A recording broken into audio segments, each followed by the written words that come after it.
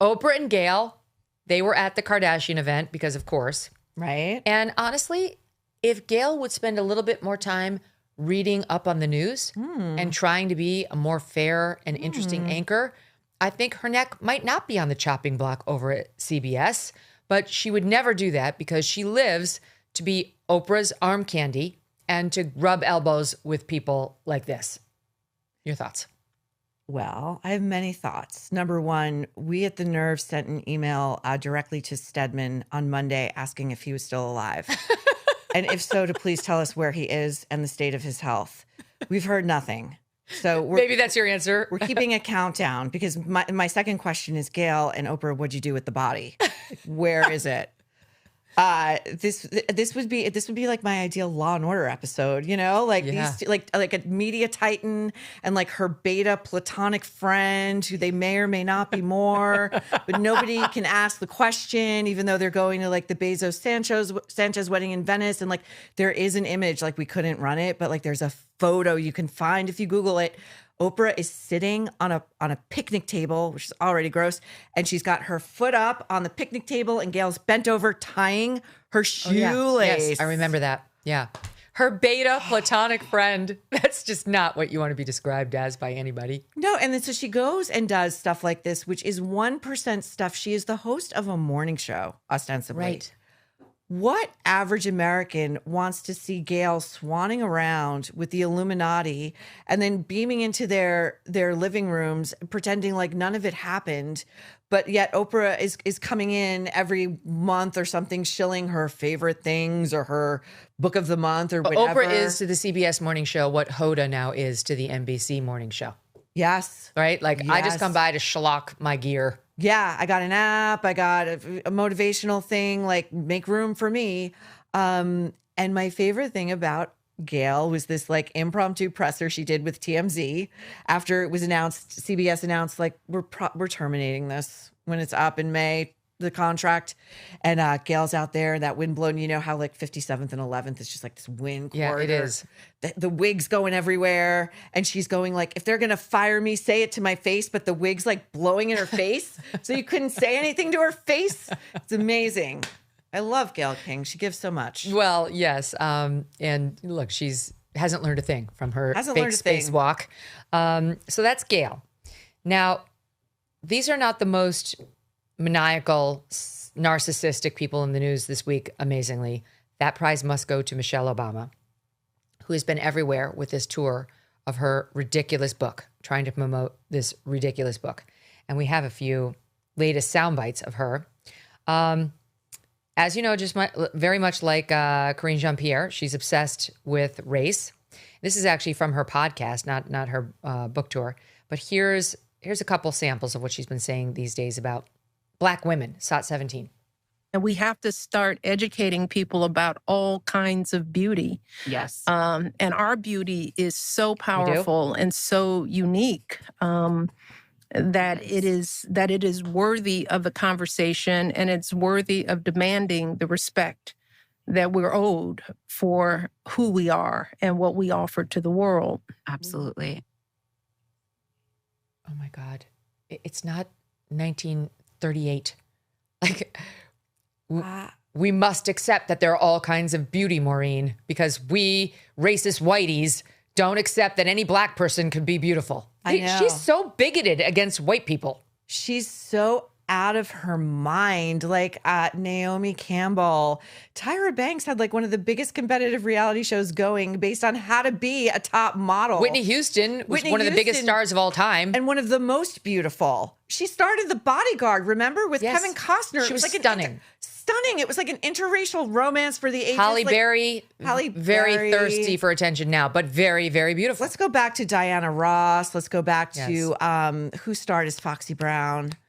I forget her name. But how about Zoe Kravitz? Like, yeah, stunner and a huge Lisa star. Bonet, her mother, Yes. Lenny. Like, stop. Just stop. To suggest we can't accept them as beautiful because they're Black. Right.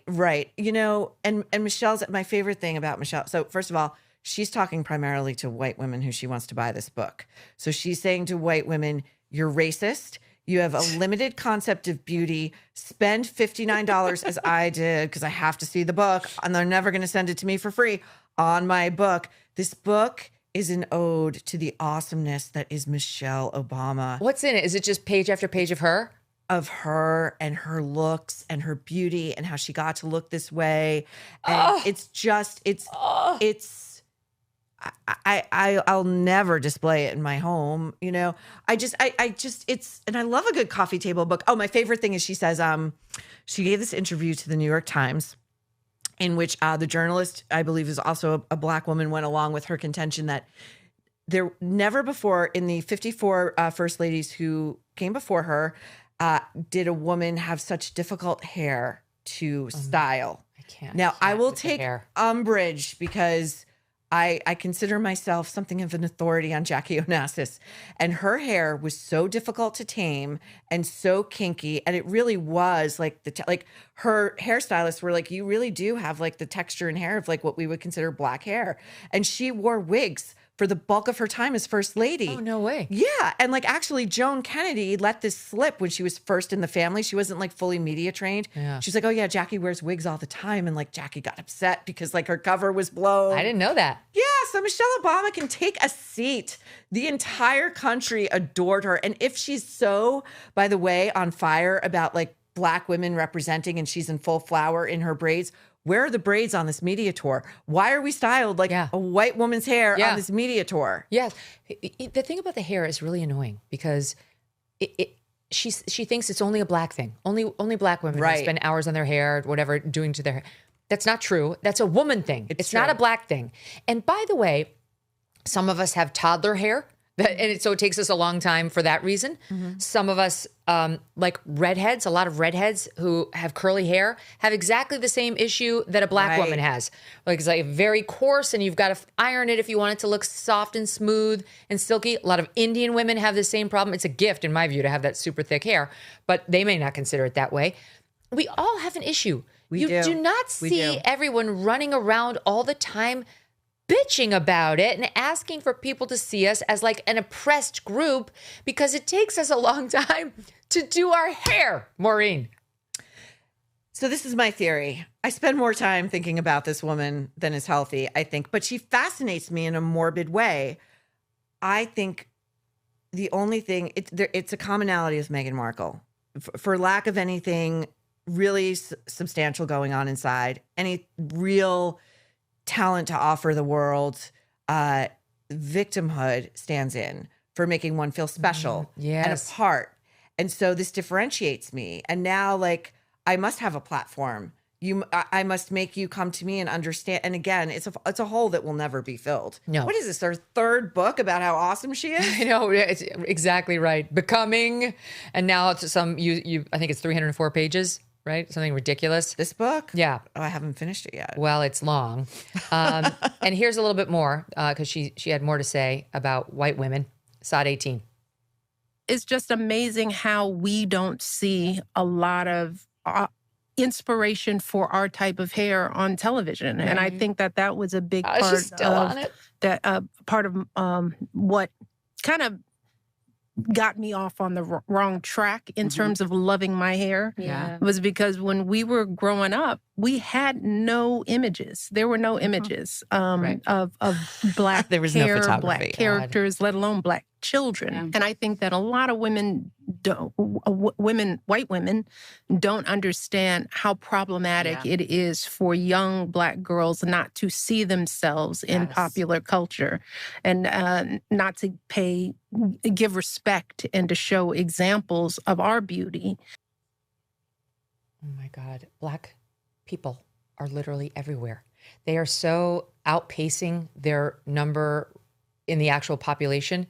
It's absurd. You cannot turn on the television without being bombarded with commercials that have only Black people in them. Oh, that's a you can never have only thing. you can never have only whites in them. What is she saying? They don't have. She is talking like we are 50 years ago.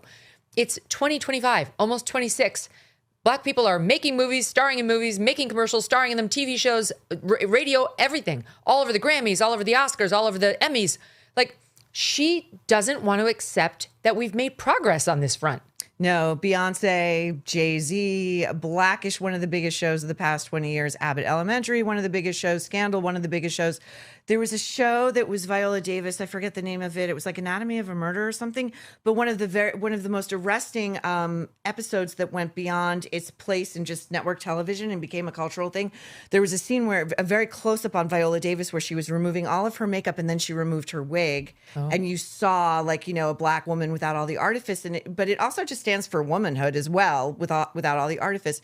So she's like teleporting in from, again, like another century. I don't know what she's talking about. And also, it's so regressive. Well, I grew up when she grew up.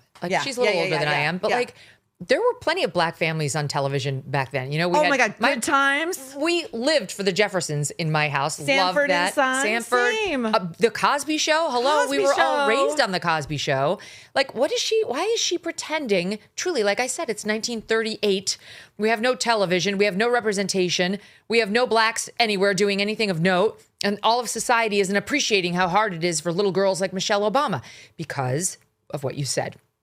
She needs to feel victimized. Mm-hmm. And, you get these people across from her. That was her podcast. But any of these interviewers, they're never going to do anything other than bend the knee to Michelle Obama. Her talking about her oppression as a black woman, they're like, yes, I need it more. Right? It's like estrogen or what's the word I'm looking at? Endorphins. Maybe estrogen too. All right, we're going to get another one. Hold on. Yes. Okay, this is an oldie, but a goodie. We never got to this the other day. She's still on the air. This is her going on and on about the issue to ABC in your favorite outfit, SOT 19. That was intentional. But it was to wear her hair this way. Having me, the former first lady, a black woman, show up in the world in her natural hair. Even if I didn't do it for those 8 years, I understood the importance of doing it at some point and signaling a message to young girls and to professionals out there.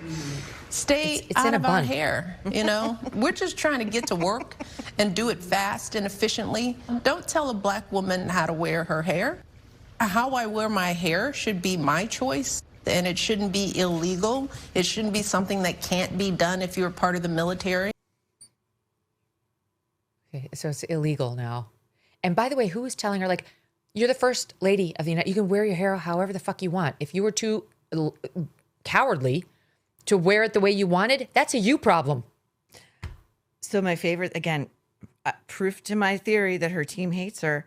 She wears her hair, as you said, however the fuck she wants. She wears it in pom-poms on top of her head. What you call those stegosaurus? Yes, like the stegosaurus. Yes. It's like it's not a good look. It doesn't look good for her. And again, if it's that consequential, as by the way, the first black lady that this country cheered for, everybody was rooting for you. What's that famous meme? Like it's from America's Top Models, Tyra Banks going, we were all rooting for you. Yeah. Why doesn't she have braids in her effing official White House portrait? Yes. Do it there. And why isn't she wearing them for her big tour where she wants to talk about braids at every stop? It's the one time of year that Birch Gold Group gives away free gold with every qualifying purchase. That's right. For Black Friday, when you convert an existing IRA or 401k in whole or in part into a tax-sheltered IRA in gold, Birch Gold will send free gold to your home for every $20,000 purchased. Gold started this year around $2,600 an ounce. By October, it was over $4,000 an ounce. Why? Global uncertainty. 2025 has been defined by trade wars. Central banks are pulling from the US dollar as the global reserve currency, and military tension continues to build. Gold thrives in times of uncertainty, and if you are looking to diversify your savings, Birch Gold can help you. Plus, now through November 30th, get free gold with a qualifying purchase. Just text MK to the number 989898 to claim your eligibility and for a free info kit on gold. But your opportunity for free gold with purchase will end on November 30th. So don't wait.